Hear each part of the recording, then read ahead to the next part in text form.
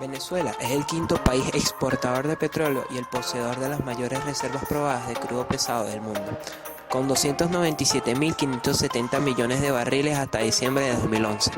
En 2008, la producción de crudo en Venezuela fue la décima más alta del mundo, con 2.394.000 barriles diarios, convirtiendo a dicho país en el octavo exportador neto de petróleo más grande del mundo. En Venezuela, las actividades petroleras comenzaron en la época prehispánica, época en la cual solo se utilizaba el petróleo para calafetear e impermeabilizar las embarcaciones, pero su explotación se comenzó a realizar formalmente en la época colonial. Fue desde entonces que la industria petrolera en Venezuela fue creciendo y se fortaleció hasta llegar al punto en que se nacionalizaron todos los activos de las empresas petroleras en 1976. En Venezuela se empieza a explotar el petróleo a partir de 1875. Después de un terremoto comienza a salir el petróleo en grandes cantidades por una de las grietas producidas por el movimiento telúrico en la hacienda La Alquitrán, del estado Táchira, perteneciente al señor Manuel Antonio Pulido. A raíz de este hecho, Pulido forma la primera empresa petrolera venezolana que se dedicó a explotar industrialmente al petróleo. La empresa se llamó Compañía Nacional Minera Petrólea del Táchira, o Petrólea del Táchira. Más tarde se construyó la primera refinería, la cual se producía 60 galones de gasolina, 165 de queroseno, 150 de gas y 220 de residuos. De estos derivados del petróleo, el queroseno era el de mayor utilidad, se utilizaba para el alumbrado y para las primeras cocinas. De 1914 a 1917, varios yacimientos de petróleo fueron descubiertos en todo el país. Sin embargo, el estallido de la Primera Guerra Mundial retrasó significativamente el desarrollo de la industria. Debido al esfuerzo de guerra, compra y transporte de las herramientas y maquinaria, algunas compañías petroleras se vieron obligadas a renunciar a la perforación hasta después de la guerra.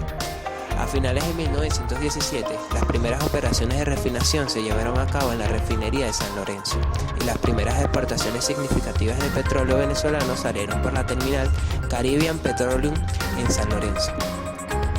A finales de 1918, el petróleo apareció por primera vez en las estadísticas de exportación de Venezuela, con una producción anual de 21.000 toneladas métricas. Después de 20 años de instalación del primer taladro perforador de pozos, Venezuela se había convertido en el mayor exportador de petróleo del mundo y el segundo mayor productor de petróleo después de Estados Unidos. La exportación de petróleo se disparó de 1,9% a 91,2% entre 1920 y 1935. La década de 1950 a mediados y finales, los principales productores de petróleo, como Venezuela, Irán, Arabia Saudita, Irak y Kuwait, se reunieron en Bagdad en septiembre de 1960 para formar la Organización de Países Exportadores de Petróleo. Los principales objetivos de los países miembros de la OPEP fue trabajar junto con el fin de asegurar y estabilizar los precios internacionales del petróleo para garantizar sus intereses como naciones productoras de petróleo. En 1941, el general Isaías Medina Angarita fue elegido el presidente de forma indirecta. Una de sus más importantes reformas durante su mandato fue la promulgación de la Ley de Hidrocarburos de 1943. Esta nueva ley fue el primer gran paso político dado hacia ganar más control sobre su industria petrolera.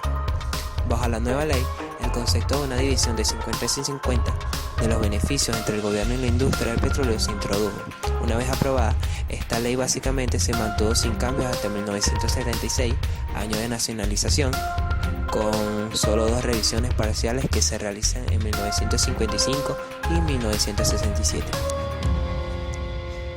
Después de la culminación de los conflictos en el Medio Oriente, los países petroleros del Golfo Pérsico ya no exportaban a los Estados Unidos y los precios del petróleo aumentaron considerablemente.